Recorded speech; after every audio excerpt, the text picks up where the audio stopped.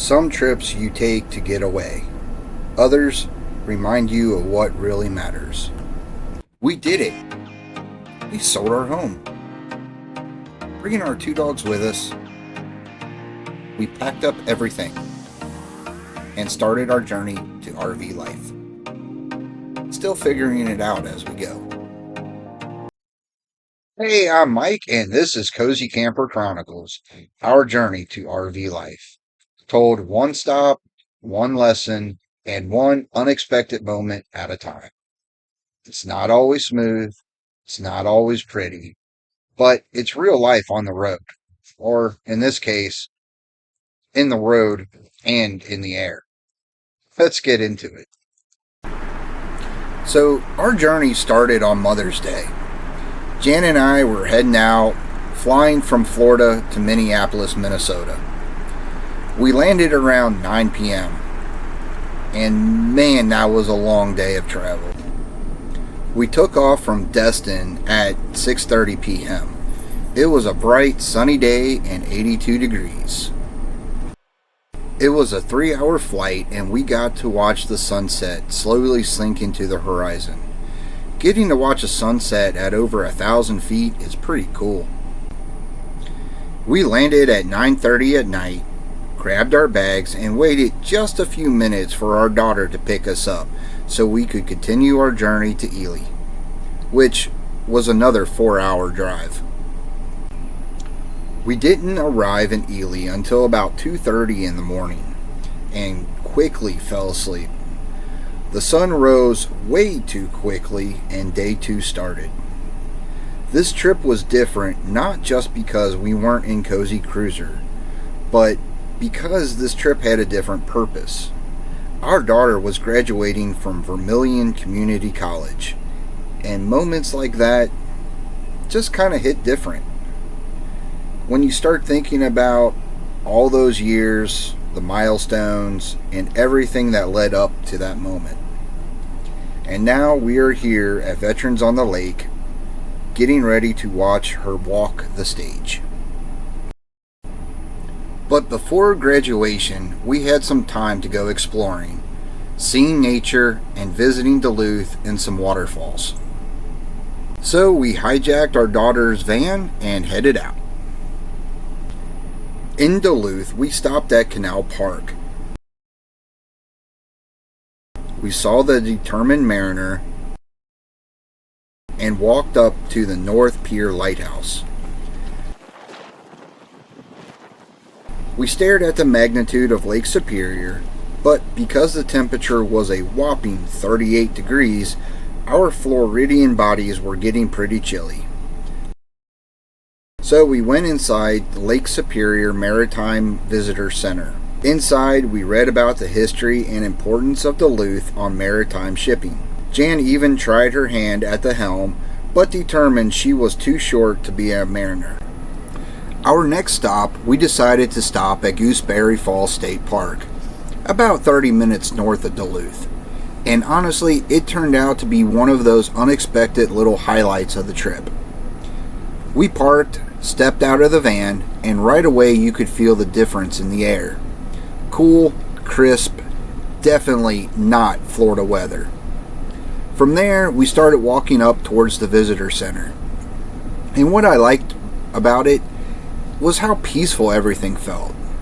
And the further you walked, the more you could hear the falls in the distance. It's kind of hard to explain, but it instantly slows you down. Nobody seemed to be in a hurry. People were stopping to take pictures, looking out over the water, just kind of taking it all in. And then we started noticing patches of snow. Actual snow. Now, for people who are up there, probably not a big deal. But for 2 people coming from Florida in May, yeah, we noticed. We kept hiking along the paved trail, getting closer to the falls. And honestly, if it had been warmer, we probably would have gone right down and touched the water. But I did mention it was 38 degrees, right? And that water suddenly looked a whole lot less inviting. Gooseberry Falls is a definite go-back spot. maybe in early fall, and catch the changing of the leaves. We decided to end our journey that day and drive back to Ely. One thing we noticed was how slow night begins.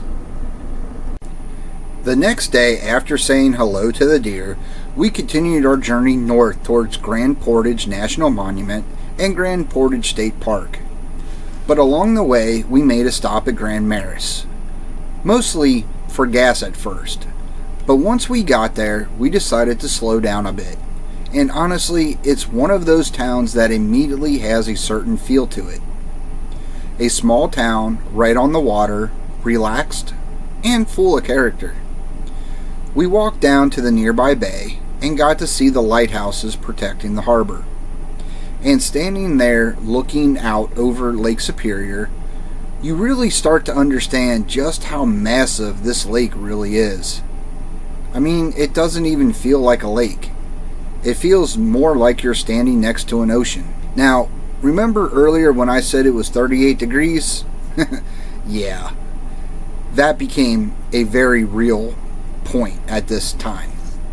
So we stopped into Lake Superior Trading Post, and I ended up buying a nice warm jacket, which turned out to be a really great decision.